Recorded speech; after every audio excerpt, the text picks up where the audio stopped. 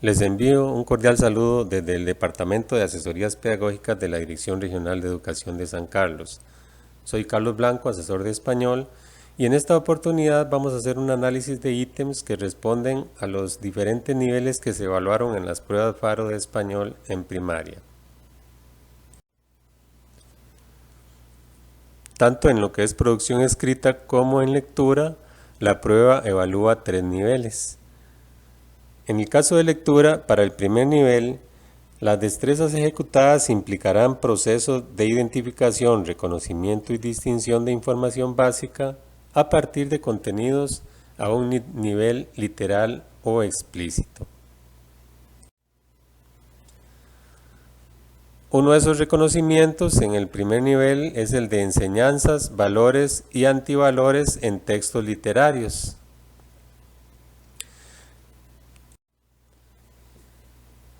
Para responder a un ítem se sugiere primero hacer una lectura general y posteriormente ver qué es lo que se solicita, de manera que podamos volver al texto y rastrear la información que nos permita responder. Vamos a hacer el ejemplo. El geógrafo no es el que va a investigar sobre las ciudades, los ríos, las montañas, los mares, los océanos y los desiertos. El geógrafo es demasiado importante para andar explorando por ahí. Él no puede abandonar su despacho, pero eso sí, recibe allí a los exploradores. Los interroga y toma nota de sus indicaciones. Y si los datos sobre los que han explorado le parecen interesantes, entonces el geógrafo hace una investigación sobre la honestidad del explorador. ¿Y eso para qué? Porque si un explorador mintiera y sus datos se registran en los libros de geografía, es seguro que causaría enormes catástrofes. Con esta información presente, vamos a la pregunta donde se nos solicita identificar una enseñanza evidente en el texto y se nos dan las opciones. Si los geógrafos son buenas personas, si la acumulación de trabajo trae sufrimiento o si el trabajo debe realizarse con responsabilidad. Entonces, con ambas informaciones, con la que propone el texto y con la solicitada, volvemos al texto, hacemos el análisis, ahora sí, en función de responder o identificar cuál sería esa enseñanza. Y vemos cómo el sentido global del texto se inclina hacia un trabajo honesto y la importancia de que así sea para evitar catástrofes. De manera que enfocado el texto en la responsabilidad con la que se tiene que ejecutar el trabajo y reconocida esa importancia en los elementos subrayados, tenemos argumentos para identificar la respuesta que mejor se adapta a lo propuesto por el texto. El trabajo debe realizarse con responsabilidad.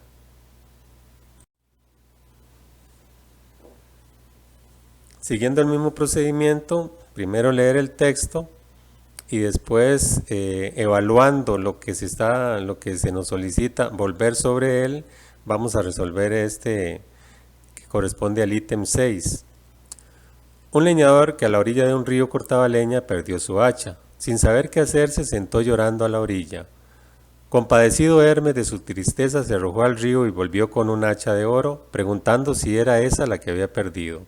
Le contestó el leñador que no, y volvió Hermes a sumergirse, regresando con una de plata. El leñador otra vez dijo que no era suya, por lo que Hermes se sumergió de nuevo, volviendo con el hacha perdida. Entonces el hombre le dijo que sí era esa la de él. Hermes, seducido por su honradez, le dio las 3 hachas. Según el texto anterior, ¿cuál es el principal valor evidenciado por el leñador? La responsabilidad, evitó decisiones incorrectas; la paciencia, esperó todo el tiempo necesario por la ayuda; la honestidad, dijo la verdad y no se aprovechó de la situación. Volvemos sobre el texto llevando en mente lo que se nos está solicitando y viendo cuál es la situación que se presenta. Un leñador que pierde el hacha y se pone a llorar. Alguien viene a su auxilio encuentra un hacha que no era la suya. El hecho de que el hacha sea de oro ya tiene una connotación que podría hacer pensar que el leñador se hubiera inclinado por decir, sí, esa es mi hacha, ¿verdad? Por el valor que esa connotación le otorga. El oro lo relacionamos con riqueza. Pero ¿cuál es la respuesta del leñador? Que no. Ya ahí vemos que él está diciendo la verdad y que no se aprovecha de la situación. De manera que nos vamos inclinando por la honestidad. ¿Y qué fue en realidad lo que sedujo a Hermes? La honradez del leñador. Y el concepto de honradez se acerca, se aproxima mucho semánticamente al de honestidad. De manera que con esos elementos podemos obtener la respuesta. Y la respuesta sería: la honestidad dijo la verdad y no se aprovechó de la situación. Aquí estamos ubicados en el mismo primer nivel de lectura, pero ahora corresponde a la identificación de ideas fundamentales y complementarias en textos no literarios. La imaginación es más importante que el conocimiento. El conocimiento es limitado, mientras que la imaginación no, expresó Albert Einstein. Esta herramienta que todo ser humano posea crea un beneficio personal que impacta en el ambiente de cada persona y en sus relaciones interpersonales.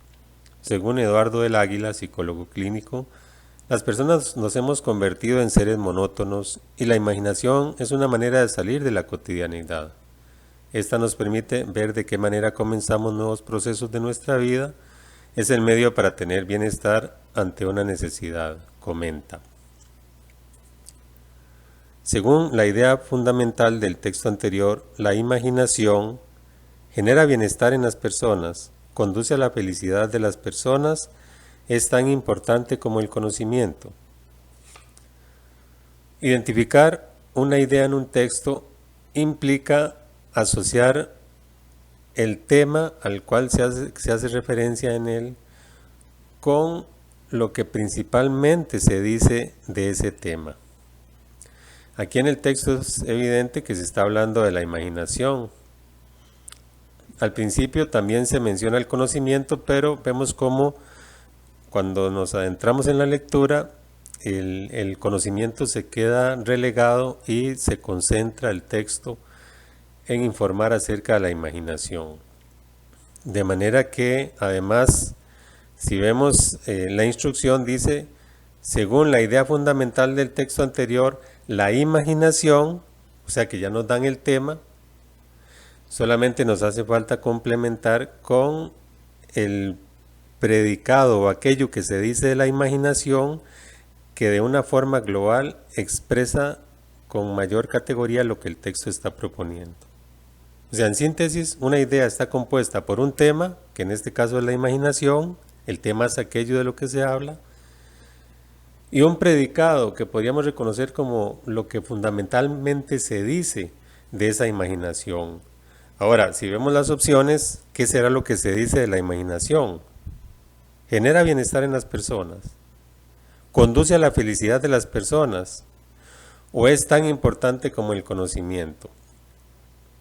Tenemos que rastrear ese predicado que expresa de forma más categórica lo que el texto está proponiendo. ¿Qué se dice de la imaginación?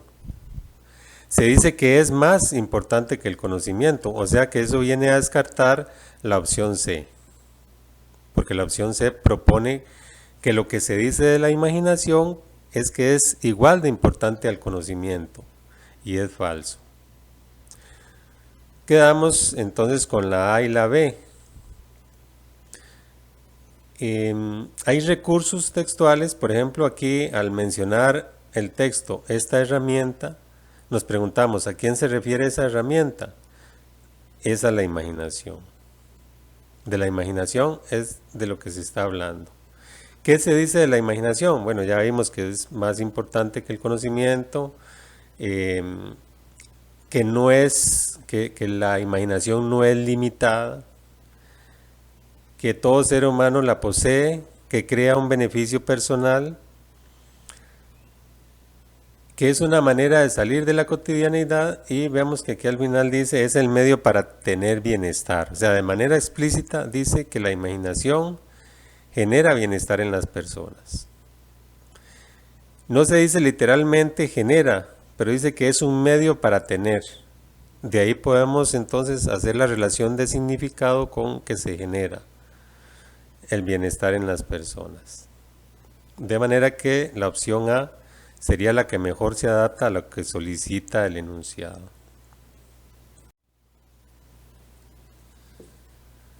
Tendemos a pensar que el cuerpo humano puede habituarse al ruido. En parte es cierto, aunque también lo es que aunque nos habituemos al ruido recurrente en nuestro entorno y aparentemente lleguemos a no molestarnos, en la práctica, con una exposición regular por encima de 45 decibelios, se impide un sueño apacible, por lo que el cansancio físico y el estrés permanente pueden incidir en una disminución de las defensas y un aumento de las enfermedades infecciosas. ¿Cuál opción presenta la idea fundamental del texto anterior? El ser humano se acostumbra a todo, la contaminación sónica produce efectos negativos, la reducida cantidad de sueño genera enfermedades. A diferencia del ítem anterior, aquí no se nos ofrece el tema, sino que de una vez se plantea una pregunta por la idea completa. De manera que podríamos decir que hay un nivel de exigencia un poquito más grande, porque yo no solo tengo que identificar aquello que se dice de algo, sino que también tengo que identificar ese algo. O sea, tengo que identificar tanto el tema, de qué se está hablando, como qué se dice de ese tema.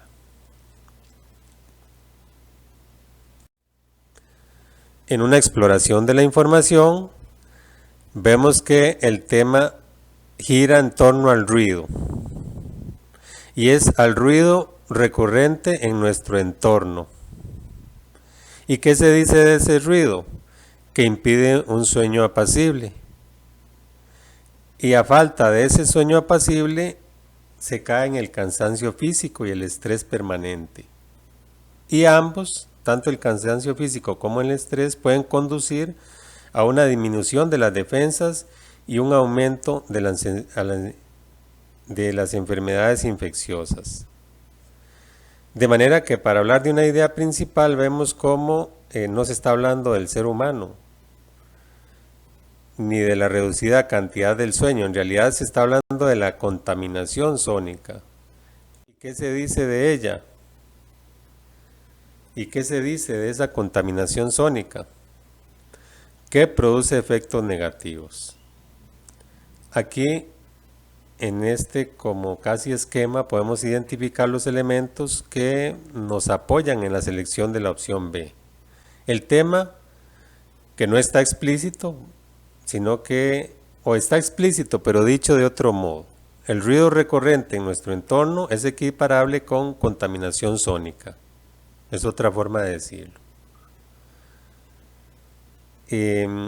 Produce efectos negativos. La disminución de las defensas es un efecto negativo. Y el aumento de las enfermedades infecciosas es un efecto negativo.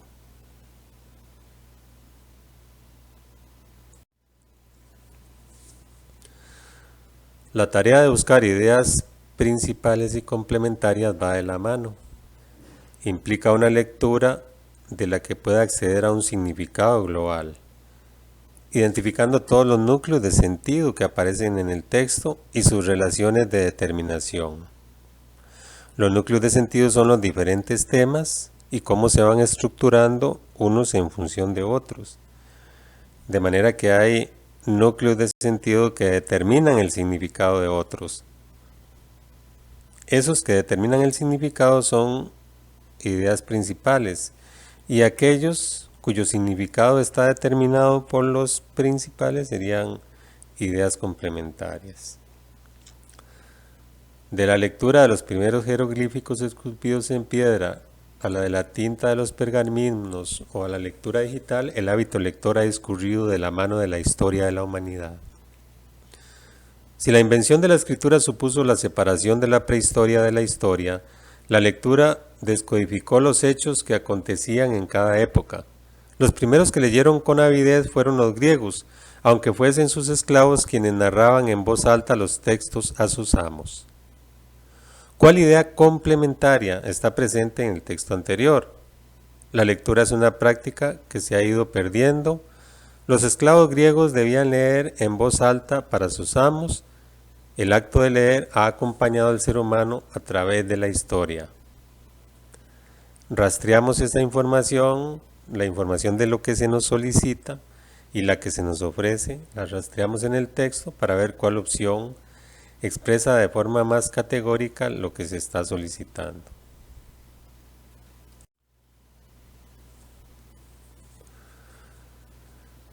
Aquí tenemos que la principal idea expuesta por el texto, o dentro de lo que son ideas fundamentales, están el hecho de que el hábito de leer ha acompañado a la humanidad durante toda la historia. Y en ese ámbito aparece el hecho de que los primeros lectores fueron los griegos. Nada más que ahí hay una idea complementaria de esa lectura que hacían con avidez o con ansia los griegos, de que en realidad eran los esclavos quienes narraban en voz alta los textos a sus amos. De manera que la opción B, los esclavos griegos debían leer en voz alta para sus amos, es una idea complementaria. Ahí está muy clara en el texto la idea, pero también está claro que no es una idea principal, sino que se estructura en función de ampliar el sentido de ideas principales.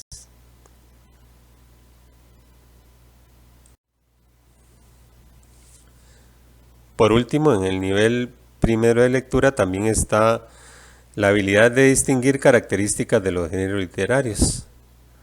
Cuento, novela, fábula y leyenda se ubican en lo que es narración, y el texto se caracteriza por estar escrito en prosa. La poesía es la expresión de sentimientos, se caracteriza por estar escrita en verso. Y el drama formalmente está caracterizado porque está escrito en diálogo. Está hecho para ser representado en un escenario. Todo esto es nuestro, dijo el príncipe. Un enano venía cada semana a darme latigazos y a mortificarme, y me enseñó una vez esos tesoros y burlándose, dijo que serían míos el día que hubiera quien me desencantara. Yo le pregunté por llevarle por el corriente que cómo haría en tal caso para sacarlos, y él me contestó que inmediatamente haría un barco en el puerto del que yo podría hacer y deshacer. ¿Cuál característica del género literario cuento está presente en el texto anterior? Incluye acotaciones, está escrito en prosa, está hecho para ser representado. Los géneros literarios entonces pueden ser susceptibles de ser valorados en términos de cómo se aparecen, cómo se materializan en la escritura. Ya dijimos que en el caso del cuento, por pertenecer a la narrativa, está escrito en prosa. Pero también podemos explorar las otras opciones. ¿Qué será eso en la opción A de que incluya acotaciones? Las acotaciones son explicaciones que van dentro de un texto de la manera como alguien realiza una acción o cómo debe realizarla en un escenario. O sea, la palabra acotaciones nos refiere al texto dramático, al drama, al teatro. Y estar hecho para ser representado justamente también es otra característica del teatro.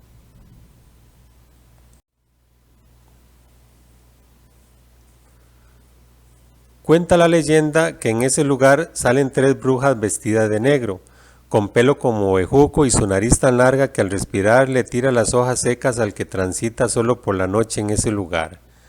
Es más, hasta la oscuridad habla. El río hace ecos de horror y múltiples sonidos en los iniciales. Dictan la orden de que nadie se anima a pasar por ahí. por el famosísimo Puente Negro. Aquí no nos están preguntando si eso es una leyenda, ¿verdad? Porque la idea es que uno pueda identificar características de los géneros literarios. No solamente decir que es un cuento, que es una leyenda, que es una poesía. Y de hecho ahí mismo dice que se trata de una leyenda, porque dice cuenta la leyenda. Pero ¿a cuál característica hace referencia?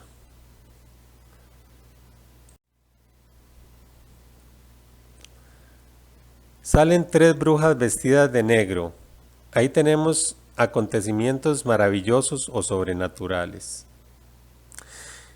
Y habla de un famosísimo puente negro. Las leyendas asocian elementos sobrenaturales a acontecimientos o elementos históricos. Por ejemplo, cómo surgió un volcán. El volcán está ahí, pero la explicación puede ser mágica,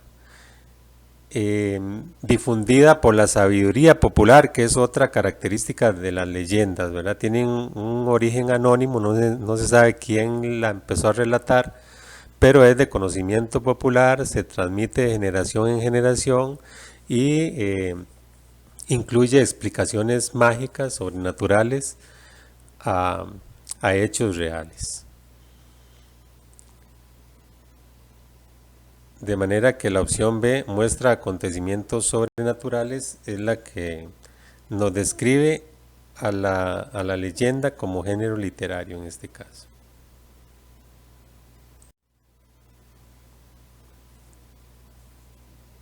Al perderte yo a ti, tú y yo hemos perdido. Yo porque tú eras lo que yo más amaba y tú porque yo era el que te amaba más. Pero de nosotros dos, tú pierdes más que yo. Porque yo podría amar a otras como te amaba a ti, pero a ti nadie te amará como te amaba yo. El texto anterior pertenece al género literario poesía porque el hablante narra dos historias de amor, predice lo que va a suceder, expresa emociones y sentimientos.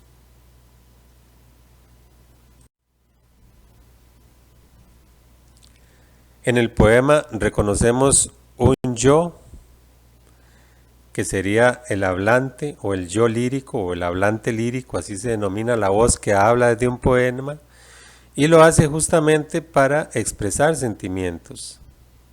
Formalmente un poema se reconoce porque está escrito en versos, pero su contenido, sus referentes son emociones y sentimientos.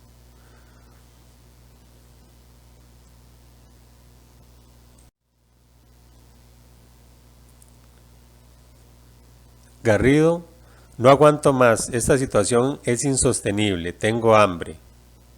Perucho, o trabajamos o comemos o nos comemos el trabajo. Garrido, no entiendo. Perucho, quiero decir, amigo Garrido, que si no encontramos más trabajo para comer, tendremos que vender lo poco que nos queda para trabajar. En el texto anterior muestra una característica del género literario drama porque predomina el diálogo, presenta muchos conflictos, narra el dilema entre Garrido y Perucho. Formalmente, ¿qué es evidente en este texto? Que no está escrito en prosa, que no está escrito en verso, que fue hecho para ser representado, por eso predomina el diálogo. La característica fundamental del drama, formalmente hablando, es que está estructurado a partir del diálogo. El cuento es en prosa, el cuento, la leyenda, la fábula en prosa, la novela es en prosa. ¿Cómo diferenciamos una novela de un cuento? Porque la novela es más extensa, pero básicamente tiene los mismos elementos de un espacio, un tiempo, unos personajes, acciones. ¿Cómo diferenciamos la fábula? Porque deja una enseñanza y la leyenda un texto anónimo que de manera maravillosa explica situaciones reales.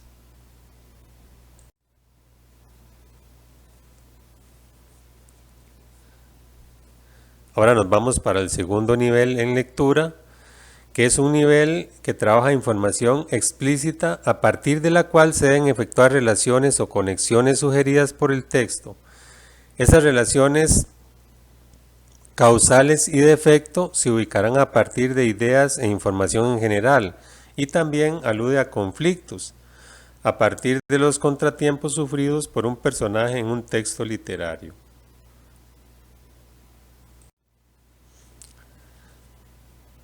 Establecer relaciones de causa y efecto en textos no literarios implica un ejercicio de lógica. En un texto donde se exponen causas y efectos aparecen situaciones que generan, que provocan que aparezcan otras situaciones. Entonces, quien provoque será la causa y el efecto serán las situaciones provocadas a partir de esa causa. Para que se produzca una tormenta eléctrica se tienen que combinar factores como la presencia de humedad en el ambiente y altas temperaturas. Este fenómeno climático es usual en las épocas de primavera y verano y suele estar acompañado de fuertes vientos, lluvia, granizo e incluso nieve. Según la ciencia, la aparición de los rayos se produce en el momento en el que las partículas de hielo o nieve chocan entre sí, generando chispas y descargas eléctricas. Según el texto anterior, ¿cuál es la causa que origina las tormentas eléctricas? La falta de lluvias en zonas donde la sequía dura largos periodos, la confluencia entre temperaturas altas y la humedad ambiental, el exceso de calor que produce el calentamiento de los suelos. Aquí se nos está dando un efecto y se pregunta por la causa. ¿Cuál es la causa que origina las tormentas eléctricas? La tormenta eléctrica es un hecho, es un efecto de algo. ¿Qué las causa? Nuestra lectura debe ir en función de explorar el texto buscando indicios, huellas de aquello que nos muestre cuál es el acontecimiento, cuál es el hecho que causa las tormentas eléctricas. Para que se produzca una tormenta eléctrica, ahí tenemos la alusión a la tormenta. Se tienen que combinar factores como la presencia de humedad en el ambiente y las altas temperaturas. O sea, las causas de la tormenta serían la combinación de aspectos o de factores como la humedad y altas temperaturas. Podemos seguir leyendo, pero ya con estos elementos tenemos para establecer esa relación lógica. Hay recursos textuales, recursos léxicos, los sinónimos, los elementos, digamos, que aunque no sean sinónimos propiamente, se refieren a lo mismo. Se tienen que combinar factores. Es lo mismo decir, hay la confluencia de factores. Humedad en el ambiente, humedad ambiental. Son formas diferentes, no es lo mismo, no es la misma forma en el ambiente que ambiental, pero se refieren al mismo sentido. O sea que es lo mismo decir humedad en el ambiente y humedad ambiental en términos de que ambos se refieren a lo mismo. Y altas temperaturas es lo mismo que en temperaturas altas. Aquí se cumple la relación de causa y efecto. La confluencia entre las temperaturas altas y la humedad ambiental causan las tormentas eléctricas.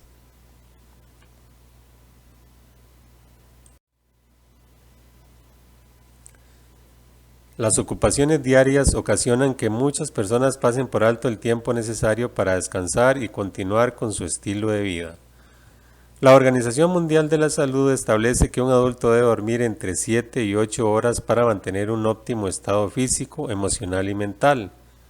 Un estudio publicado por la revista Sleep analizó los hábitos a la hora de dormir de 1.741 hombres y mujeres y concluyó que quienes dormían menos de 6 horas tenían un mayor riesgo de morir y tan solo después de una noche presentaban pérdida de parte del tejido cerebral. Según el texto anterior, presentar un mayor riesgo de morir es un efecto, una causa o un ejemplo de no dormir lo suficiente. Entonces, aquí hay algo que provoca un mayor riesgo de morir y es no dormir lo suficiente. Entonces hay que establecer la relación lógica. ¿Ese mayor riesgo de morir es una causa o es un efecto de no dormir lo suficiente? O podemos darle vuelta. No dormir lo suficiente es la causa o el efecto de un mayor riesgo de morir. Porque se puede jugar con la causa y el efecto. En esos términos, ¿verdad? Entre ambos se establece una relación lógica y aquí la pregunta es ¿cuál de ambas situaciones causa la otra? El riesgo de morir, no dormir suficiente, ¿quién estará causando quién? Entonces la misma lógica y los elementos del texto nos demuestran que el mayor riesgo de morir viene a ser un efecto y la causa sería no dormir lo suficiente. ¿Cómo se valora aquí la información o cómo consigo yo la información de cuánto sería dormir suficiente? La Organización Mundial de la Salud establece que lo suficiente de un adulto sería entre 7 y 8 horas. En el segundo párrafo se dice, y marcado en rojo, quienes dormían menos de 6 horas. Quienes dormían menos de 6 horas no están durmiendo lo suficiente. ¿Cómo me entero de eso? ¿Cómo saco la conclusión? Porque 7 y 8 horas son lo suficiente. Y quienes dormían menos de 6 horas tienen un mayor riesgo de morir. Ahí está. Es dormir menos de 6 horas la causa de que haya un mayor riesgo de morir. Por lo tanto, el mayor riesgo de morir es el efecto de no dormir lo suficiente.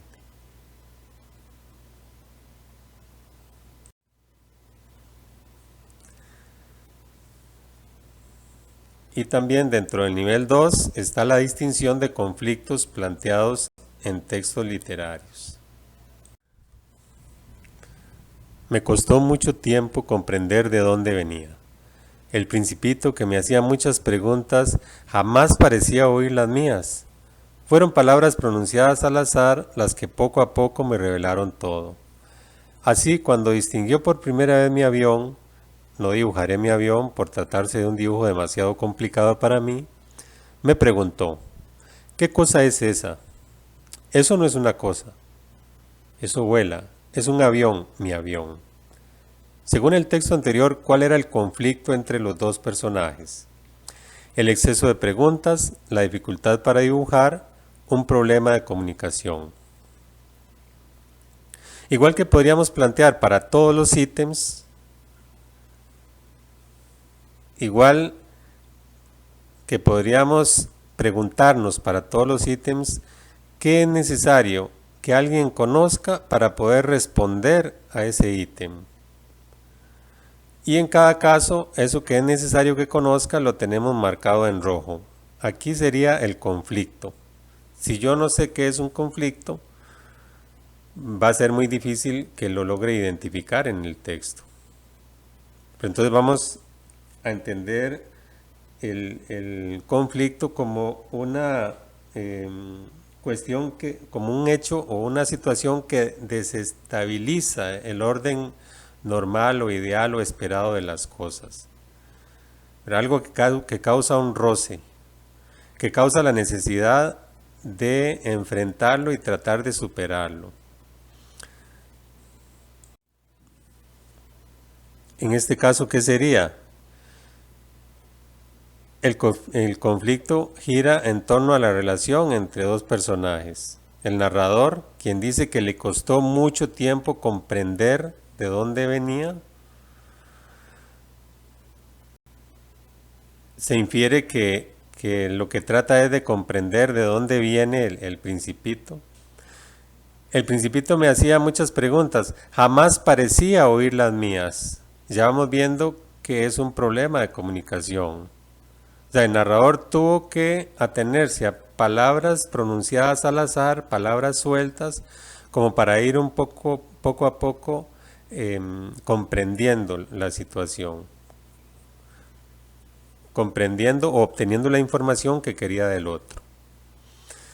Que haya un exceso de preguntas no aparece ahí como un conflicto. El Principito hacía muchas preguntas, sí, pero ¿qué es lo que genera el conflicto? El conflicto, que no escuchara las de su interlocutor. Tampoco aparece que sea un conflicto ahí la dificultad para dibujar, sino el hecho que desestabiliza la relación que tienen el narrador y el Principito es el problema de comunicación. Y principalmente para el narrador el conflicto, ¿verdad? Pero está generado por la relación con el otro en términos de problema de comunicación. Y en el último de los niveles de lectura, de la verdad conocida, de la información que ofrece el análisis, de la información explícita, se transita hacia una desconocida, a propósito de las posibilidades que ofrece la lectura inferencial, ya que deben organizar y comprender las ideas para elaborar predicciones, deducciones o conclusiones. Dentro de ese nivel tenemos deducir información variada en textos literarios.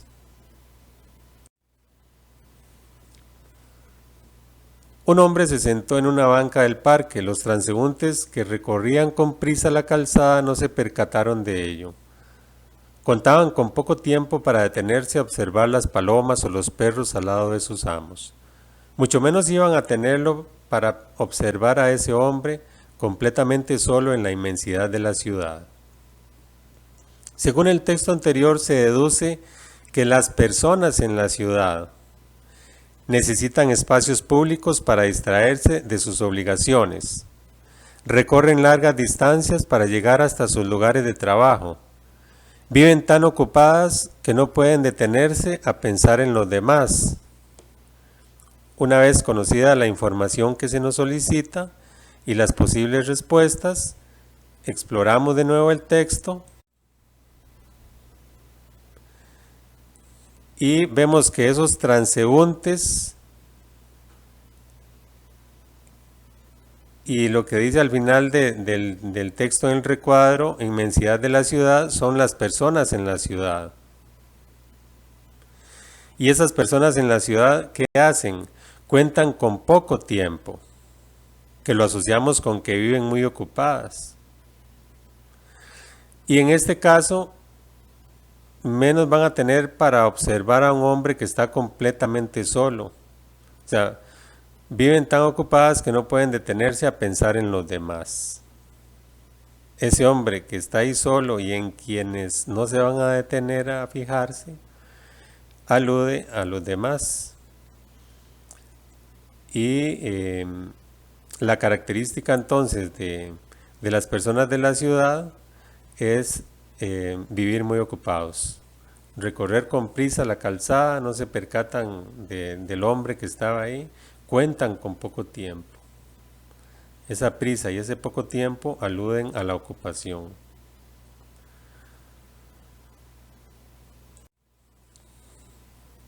También está en este nivel la posibilidad de inferir posiciones ideológicas, sentimientos, pensamientos, comportamientos de los personajes de un texto literario.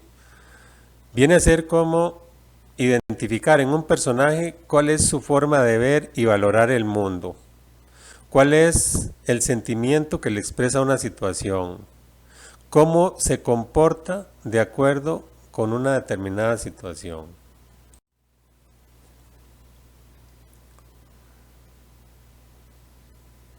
¿Soy yo el hombre que yacía sobre el lecho?, exclamó cayendo de rodillas.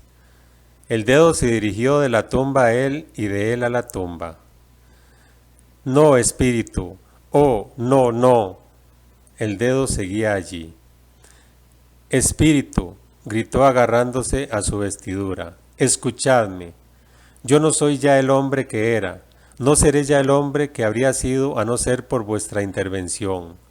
¿Por qué me mostráis todo eso, si he perdido toda esperanza? Por primera vez la mano pareció moverse. Buen espíritu, continuó arrodillado ante él con la frente en la tierra. Vos intercederéis por mí y me compadeceréis. Aseguradme que puedo cambiar esas imágenes que me habéis mostrado, cambiando de vida. Según el texto anterior, ¿cuál sentimiento se infiere de la situación del personaje? Confusión. Le resulta extraño lo que está sucediendo. Arrepentimiento. Desea cambiar su comportamiento. Enojo. Le molesta que el espíritu lo ignore. Aquí entonces se solicita identificar en el texto, a partir del texto, lo que está sintiendo un personaje. En los elementos que subrayamos en rojo se revela ese sentimiento. Yo no soy ya el hombre que era, no seré ya el hombre que había sido a no ser por vuestra intervención. Bueno, arriba dice, exclamó cayendo de rodillas. Y al final, en la última intervención, dice continuó arrodillado. Y hace como una promesa, aseguradme que puedo cambiar esas imágenes que me habéis mostrado cambiando de vida. O sea que él puede cambiar de vida si le cambia esas imágenes ya ubicados en el contexto de la canción de la Navidad. Es un espíritu que le muestra a un personaje cómo sería su vida en el futuro si continúa siendo como es. El punto es que el texto, en términos de un sentimiento, se inclina hacia el arrepentimiento. Y es evidente que ese personaje desea cambiar su comportamiento.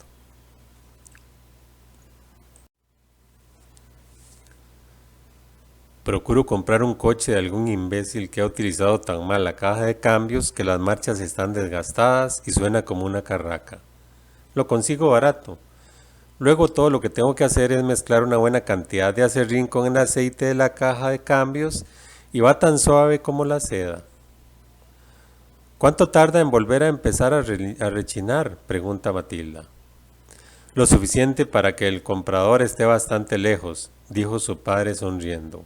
Unas 100 millas. Pero eso no es honrado, papá, dijo Matilda. Eso es un engaño. Nadie se hace rico siendo honrado, dijo el padre. Los clientes están para que los engañen. Según el texto anterior, la posición ideológica del personaje Matilda expone las mentiras, aventuras, enseñanzas del papá. Posición ideológica del personaje alude a la forma de valorar el mundo, de verlo y valorarlo, a su código ético, a su visión de la realidad.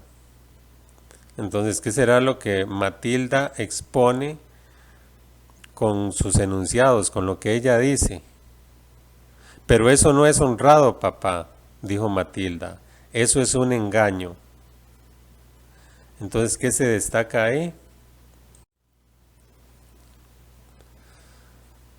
A partir de la pregunta, o sea, se genera la inquietud, o sea, la persona se va a dar cuenta. Y sentencia que eso no es algo honrado, que es un engaño. De manera que lo que está exponiendo son las mentiras del papá.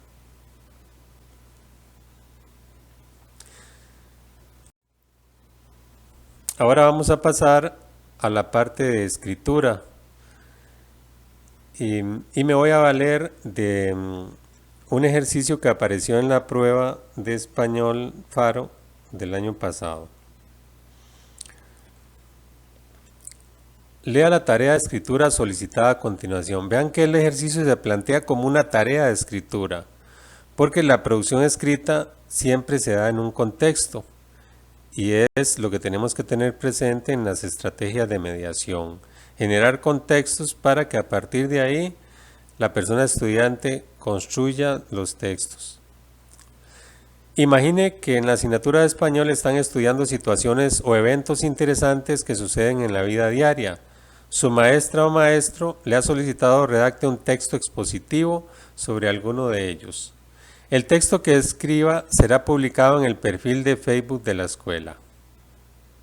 Para escribir su texto expositivo, usted debe seleccionar uno de los temas que se le presenta a continuación. Los recreos son un entrenamiento necesario.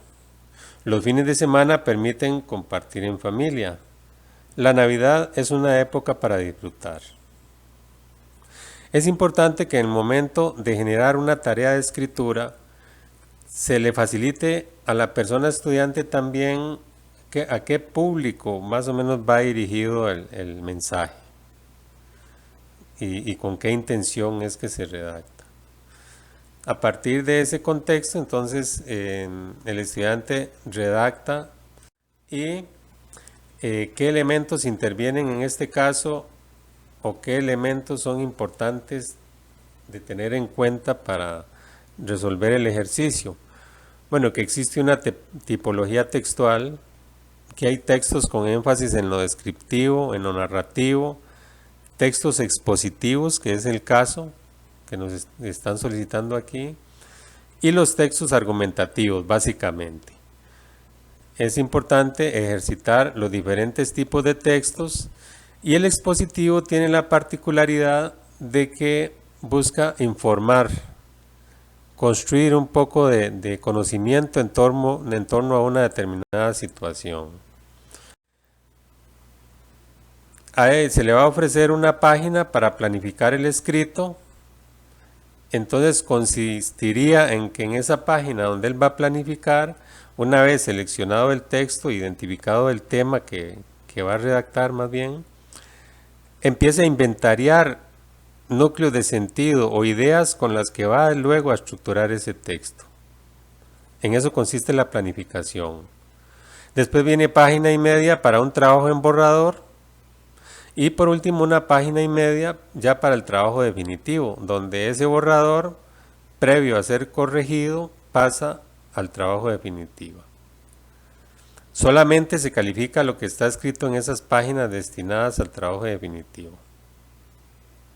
Ahí se les sugiere, también ese es un buen punto de referencia para ejercitarlos, que el escrito tenga 3 párrafos como mínimo. Entonces en uno la introducción, un párrafo, qué sé yo, de unas 30 palabras, una conclusión pensada también alrededor de 30 palabras y el más grande desarrollo de unas 70 palabras en los términos en los que estamos aquí calculando. Es muy importante trabajar cada uno de los criterios de evaluación, dimensionarlos. Y para eso ahorita vamos a ver más adelantito la última de las diapositivas. Pero en principio sería redactar textos expositivos que desarrollen el tema solicitado. Aplicar el uso de las letras mayúsculas al iniciar una oración y en sustantivos propios. Aplicar los signos de puntuación en los siguientes casos, punto y seguido, punto y aparte. Aplicar las reglas de acentuación en palabras agudas, graves, esdrújulas y sobredrújulas y construir párrafos con una idea fundamental e ideas complementarias. Todos esos criterios de evaluación los podemos ubicar en 3 ámbitos o en 3 dimensiones. En esta última filmina se nos exponen las dimensiones de la escritura. La dimensión discursiva es la que tiene que ver con esa competencia del usuario del lenguaje para identificar qué secuencia discursiva puede expresar mejor su intención comunicativa. Si lo voy a lograr narrando, describiendo, exponiendo, argumentando, etc. La competencia textual tiene que ver con esa capacidad de organizar de forma lógica la información que está exponiendo para que haya claridad. O sea, cómo va construyendo el texto, cómo se vale de los recursos de la concordancia, cómo se vale de los recursos para la cohesión, cómo le da coherencia al texto que va redactando. Y ya a un nivel como más superficial tenemos las convenciones de legibilidad, que es tal vez lo que más acostumbrados estamos a trabajar, como el trazo de las letras, uso de mayúsculas, signos de puntuación, aplicación de las reglas de acentuación. Podemos ver que la escritura es un proceso, o lo podemos trabajar como un proceso, desde la preescritura con la planificación, donde entran en juego ya visualizar a quién va dirigido ese mensaje, cuál es el propósito de ese mensaje, qué contenido va a llevar y cómo va a ir estructurado. Ya un proceso de borrador o de traducción del esquema al texto, y desde donde ya podemos comenzar a ejercitar los recursos de la textualidad, como la concordancia, como la estructura de los párrafos, como recursos de cohesión, de coherencia, que no haya contradicciones. Y incluso en esa etapa ya se pueden ir aplicando aspectos de las convenciones de legibilidad, pero son elementos en los que uno se fija más ya una vez que el texto está redactado. Esperamos haber aportado al proceso de implementación de prueba Faro, pero principalmente en el contexto de esa transformación curricular que nos llama a desarrollar cada vez más las habilidades, en este caso comunicativas, de nuestra población estudiantil. Muchísimas gracias.